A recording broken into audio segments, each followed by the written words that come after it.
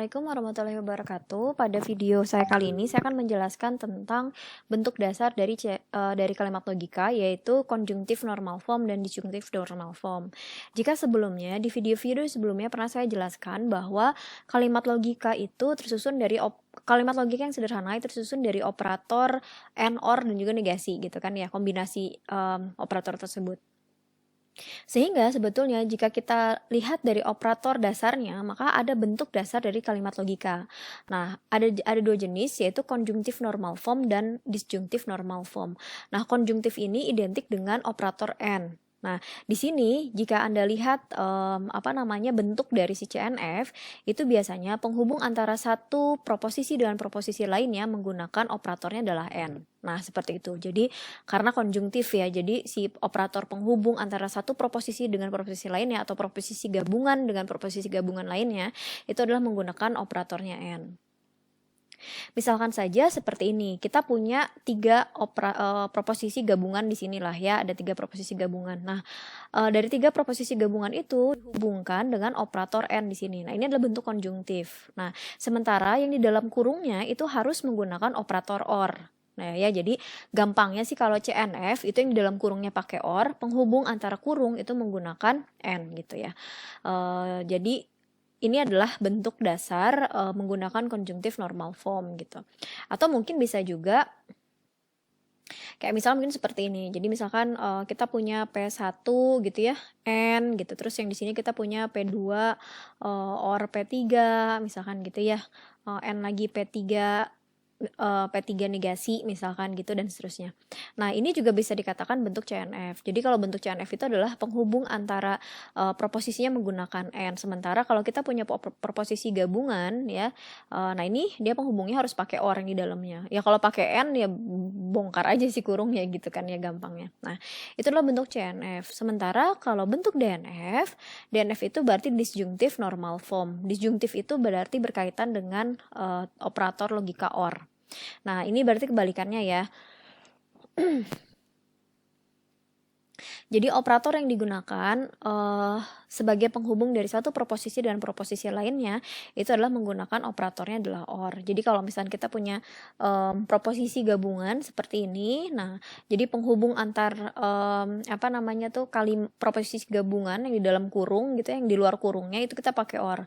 Sementara yang di dalam kurungnya itu pakai and. Nah jadi gampangnya sih gitu supaya teman-teman bisa mudah untuk diingat. Jadi kalau DNF itu atau disjunctive normal form, penghubung antar kurungnya pakai or, yang di dalam kurungnya pakai and ya. Atau mungkin juga bisa seperti ini gitu kan ya. Jadi intinya yang dalam kurungnya itu pakai and, penghubung dengan proposisi gabungan yang dihubungkan dengan proposisi lainnya itu adalah menggunakan or gitu. Nah, ini adalah bentuk DNF gitu ya. Jadi kita sudah belajar tentang bentuk CNF dan bentuk DNF. Nah, bagaimana untuk memperoleh bentuk CNF dan DNF ini? Sebenarnya mungkin kasus-kasus yang diberikan itu berkaitan dengan persamaan logika. Nah, dari persamaan logika itu, bagaimana caranya supaya kita ubah ke dalam bentuk CNF dan DNF. Nah, cara mengubahnya kita menggunakan menggunakan hukum logika seperti itu.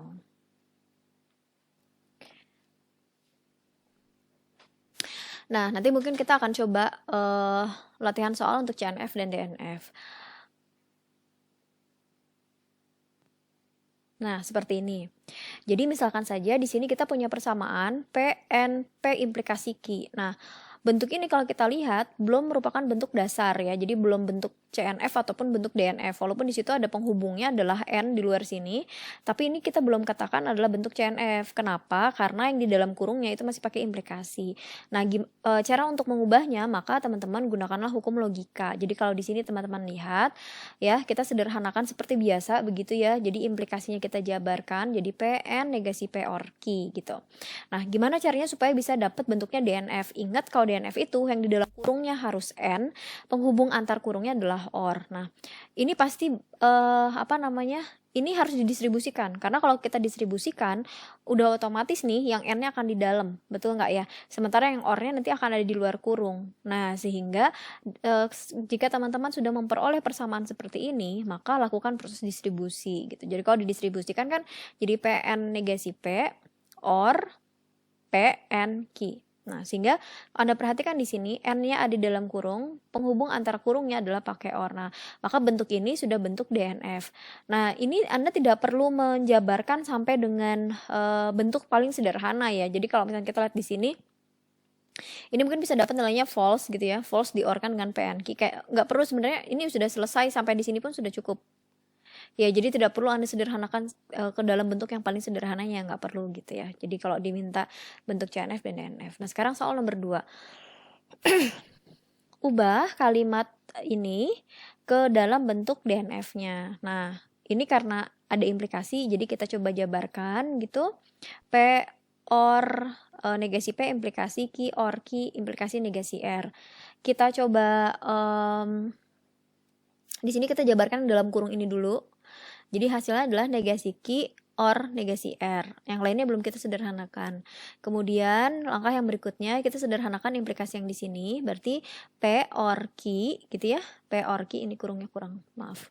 P OR Q OR negasi Q OR negasi R. Nah, selanjutnya kalau teman-teman lihat di sini bahwa ini operatornya sudah OR semua gitu kan ya, udah OR semua nih. Nah, karena yang dimintanya adalah DNF, maka kurungnya kita buka aja gitu ya. Jadi P OR Q OR negasi Q OR negasi R. Nah, di sini mungkin kita perlu menyederhanakan pakai hukum idempoten waktu itu ya. Jadi di mana ini kan ada P-nya ada 2 nih ya, P-nya ada 2. Jadi kita ambil jadi satu aja. Jadi P OR Q OR negasi Q OR negasi R. Udah cukup sampai situ. Jadi Anda tidak perlu menyederhanakan yang Q OR negasi Q-nya. Karena nanti hasilnya jadi true kan. Malah jadi nggak kelihatan si bentuk dasar DNF-nya. Jadi kalau untuk DNF sampai dengan langkah sini itu sudah selesai. Begitu ya. Berikutnya soal nomor 3. Tentukan CNF dari PN, P implikasi Q gitu ya. Nah, ini diubah ke dalam bentuk CNF-nya. Nah, ini soalnya sama dengan nomor 1. Bedanya kalau nomor 1 diubah ke dalam DNF, kalau yang nomor 3 kita ubah ke dalam CNF. Nah, jadi sekali jalan sebenarnya ya, yang tadi kalian sudah kerjakan, ini kalau kita uraikan si implikasinya, ini hasilnya menjadi PN negasi P OR Q. Ingat kalau CNF itu adalah yang dalam kurungnya pakai OR, penghubung antar si proposisinya, ya, proposisi gabungan dan proposisi lainnya itulah menggunakan N. Nah, jadi sebenarnya kalau kita lihat di sini langkah yang awal itu dia udah pakai yang ini adalah udah CNF gitu ya. Nah, dari CNF ini kalau misalnya kita ubah ke DNF didistribusikan. Seperti itu ya, teman-teman. Nah, jadi memang kalau untuk menyelesaikan CNF dan DNF ini teman-teman harus sudah paham dulu nih, harus sudah hatam dulu di hukum logikanya gitu ya, karena bisa kita gunakan untuk menentukan bentuk dasar CNF dan juga DNF seperti itu. Soal nomor 2 aja ya. Soal nomor 2-nya itu adalah negasi A diimplikasi B OR C. Nah, ini ubah ke dalam bentuk CNF dan cari, kalau ini nanti kita bahas ya, jadi ubah ke dalam bentuk CNF-nya. Nah, kita jabarkan B implikasinya, hasilnya berarti kan negasi A implikasi B OR C, N B OR C implikasi negasi A. Oke. Kita sederhanakan implikasi di sini, berarti A OR B OR C. N ini kurung dulu aja. Implikasi yang ini kita bongkar gitu, sederhanakan jadi negasi B OR C OR negasi A. Oke. Bentuknya harus CNF ya. Nah, maka jika udah ini kita sederhanain karena ini harus di De Morgan karena ada negasi di luar. Jadi A OR B OR C, N negasi B, N negasi C OR negasi A. Oke. Jika mau diubah ke dalam bentuk CNF itu kan berarti yang dalam kurungnya harus OR dan penghubung antara proposisi gabungannya itu harus penghubung antara proposisi gabungannya harus N, yang dalam kurungnya harus OR. Nah, ini udah benar ya. Ini udah benar. Ini udah tepat.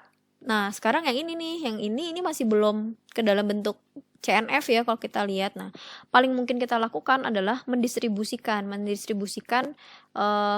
yang ini ya.